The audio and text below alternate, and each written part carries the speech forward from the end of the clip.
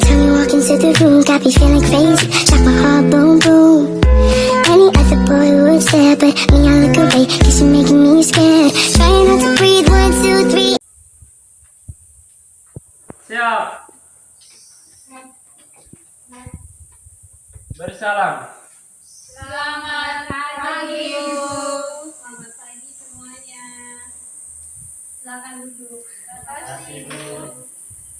Jadi apa kabar semuanya hari ini? Baik, semua sehat ya? Ya. Semua sudah siap untuk belajar? Sudah. Baik, sudah kalau begitu.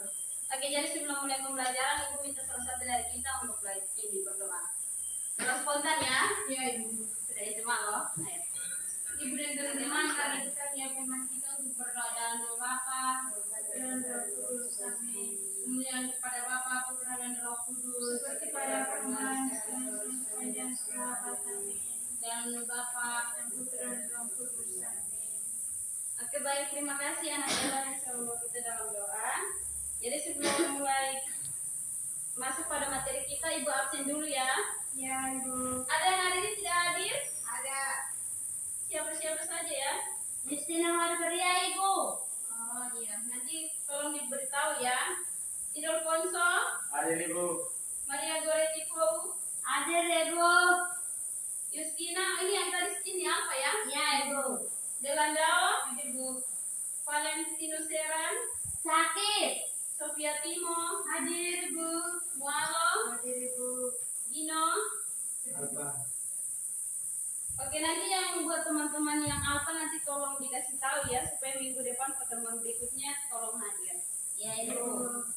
Oke, jadi materi kita hari ini tentang sifat-sifat gereja. Kita sudah masuk pada bab 2. Jadi Ibu harap kalian masih ingat materi kita pada bab yang 1 yang lalu ya. Tentang gereja sebagai umat Allah yang terbuka. Ya, baik, sudah kalau kalian masih ingat. Jadi materi kita secara umum itu tentang sifat-sifat gereja. Sifat-sifat gereja itu ada 4. Itu sifat gereja yang 1, kudus, katolik, dan apostolik. Nah, pembahasan kita itu mengenai gereja yang 1. Jadi sebelum masuk pada materi, Ibu akan bacakan dulu tujuan pembelajaran dan manfaatnya ya. Yang pertama itu memahami makna gereja yang 1 dan berdasarkan kitab suci. Yang kedua menjelaskan bentuk-bentuk kesatuan dalam gereja dan kehidupan sehari-hari. Yang ketiga menghargai perbedaan sebagai kekayaan gereja. Lalu manfaatnya menumbuhkan sikap saling menghargai dan hidup rukun. Yang kedua mendorong kerjasama, kepedulian dan gotong royong. Nah, sebelum masuk pada materi, Ibu mau tanya dulu. Mengapa sih gereja kita bisa disebut satu padahal umatnya itu berbeda-beda? Ada yang tahu? Karena ya Timo, Sofia maksudnya. Karena kita lahir dari iman yang sama, yaitu dari Yesus Kristus. Itu saja itu yang saya tahu. Oke, terima kasih Sofia. Ada yang lain? Menurut kalian kenapa sih bisa disebut satu padahal umatnya berbeda-beda? Saya, Bu. Iya, Delan. Karena mengapa gereja disebutnya satu? Karena gereja itu tidak pernah memandang perbedaan dari suku, budaya, jadi semuanya itu dipandang sama.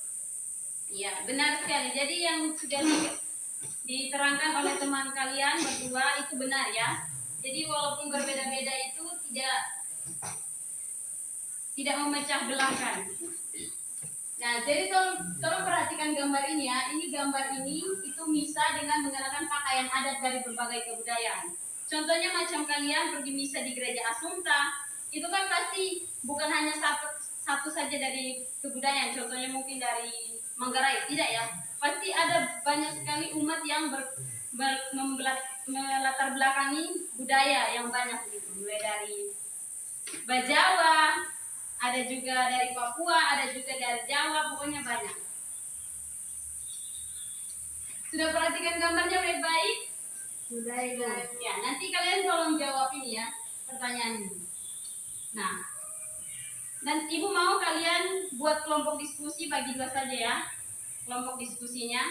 Ya. Lalu kalian kalian diskusikan pertanyaan yang ini. Nanti tolong dituliskan di kertas, kalau sudah nanti dipresentasikan. Oke. Jadi mulai kerjakan sekarang, nanti kita presentasi.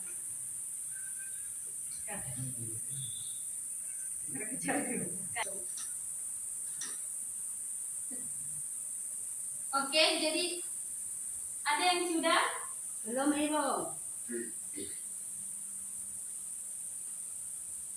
Bisa ya? Sudah anak belum? Sudah. Yang lain sudah? Belum. Nanti di sana ya.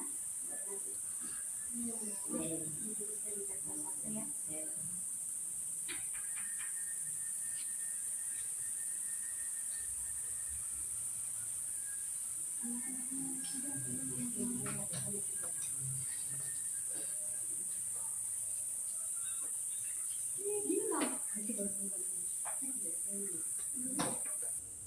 Oke, baik. Jadi ada yang sudah selesai? Sudah, Ibu.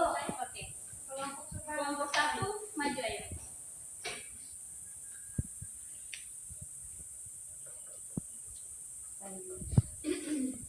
Selamat siang, Ibu dan teman-teman. Oke, baik. Di sini kami berdua dengan teman Ria berdiri di depan untuk mempresentasikan hasil diskusi kami. Baik, langsung saja di sini saya akan menjawab pertanyaan yang pertama tentang mengapa perbedaan tidak memisahkan kesatuan gereja. Karena kesatuan dalam gereja bersatu dalam Kristus, bukan dalam keberagaman. Yang kedua itu keberagaman dalam karunia rohani. Gereja memiliki keberagaman karunia rohani yang berbeda-beda, tetapi semuanya berasal dari Roh Kudus yang sama. Nah, yang kedua itu bagaimana contoh kesatuan di sekolah atau di keluarga? Contoh di sekolah itu kegiatan ekstrakurikuler. Siswa dari berbagai kelas dan usia dapat bersatu dalam kegiatan ekstrakurikuler seperti olahraga, musik, atau teater. Contoh di keluarga itu makan bersama. Keluarga dapat bersatu dalam waktu makan bersama dan berbagi pengalaman. Sekian dan terima kasih. Oke, baik. Terima kasih buat kelompok satu. Oke, baik. Terima kasih.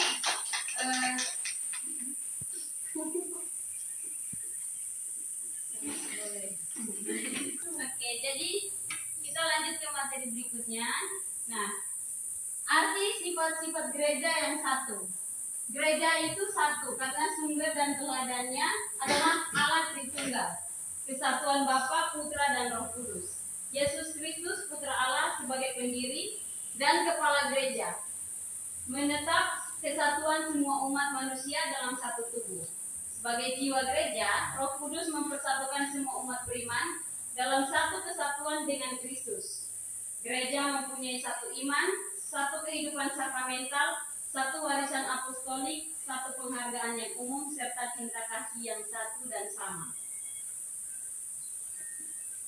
Baik, di slide ini ada yang ingin bertanya?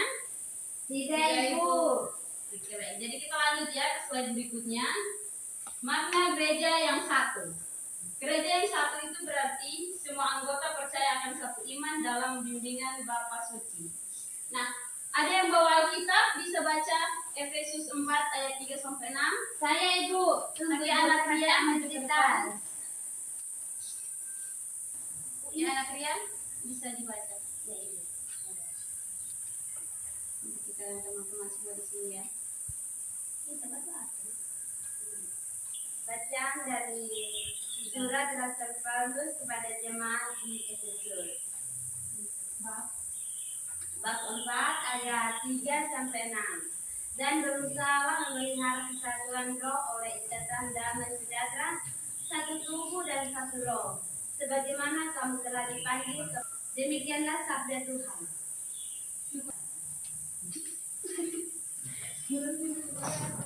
Oke, baik. Jadi gereja yang satu itu artinya gereja dipandang sebagai satu kesatuan umat beriman. Nah, kesatuan itu terlihat karena semua anggotanya percaya pada satu iman, hidup dalam kesatuan roh, dan juga dipimpin secara bersama oleh Bapa Suci atau Paus.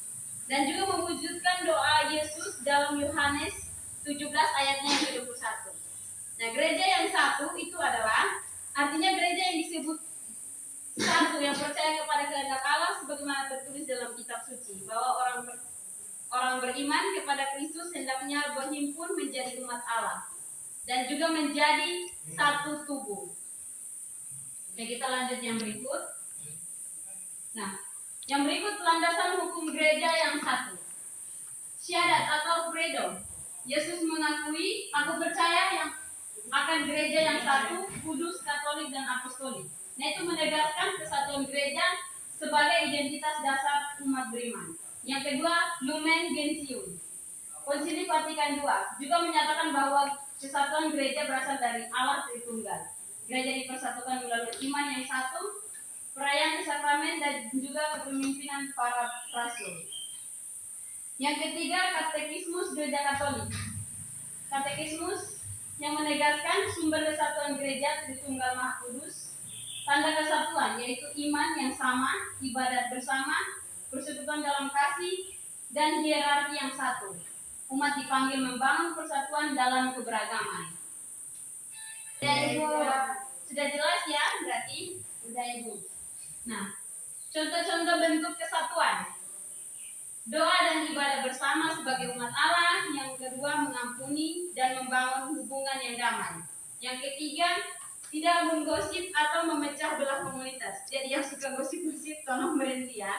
Iya Ibu. Yang keempat, kerjasama dalam tugas kelas, keluarga dan gereja, saling menolong dan peduli kepada yang membutuhkan. Ada yang punya contoh lain yang mencontohkan bahwa bentuk kesatuan itu memang ada. Ada yang punya contoh lain? Refleksi bahwa maksudnya bagaimana sih saya bisa menjaga kesatuan di kelas dan keluarga? Iya Ibu. Jadi nanti kalian refleksi secara pribadi ya dalam hati kalian masing-masing. Ya Ibu. Nah, dari materi kita hari ini, Ibu menyimpulkan bahwa gereja disebut satu karena berasal dari satu Allah, dipersatukan oleh satu iman, satu baptisan, dan satu Roh Kudus. Jadi meskipun umatnya berbeda-beda dalam suku, bahasa, dan budaya, serta karakter, semuanya itu menjadi satu tubuh dalam Kristus sebagai kepalanya. Jadi kesatuan gereja itu tampak ketika umat hidup dalam kasih. Jadi Ibu mau kasih kalian tugas nanti minggu depan kalian menuliskan satu tindakan nyata untuk menjaga kesatuan kalian dalam minggu ini. Nanti dituliskan dalam sebuah kertas, dikumpulkan minggu depan, oke? Iya Ibu. Oke, jadi cukup sekian materi kita hari ini. Ibu minta salah satu dari kalian untuk bawakan kita dalam doa. Saya Ibu. Ya, anak pria. Ibu dan teman-teman, marilah kita berdoa dalam nama Bapa, Dan Putra dan Roh Kudus. kemuliaan kepada Bapa dan Putra dan Roh Kudus, Seperti pada permulaan, sekarang, dan sepanjang segala zaman. Amin. dalam nama Bapa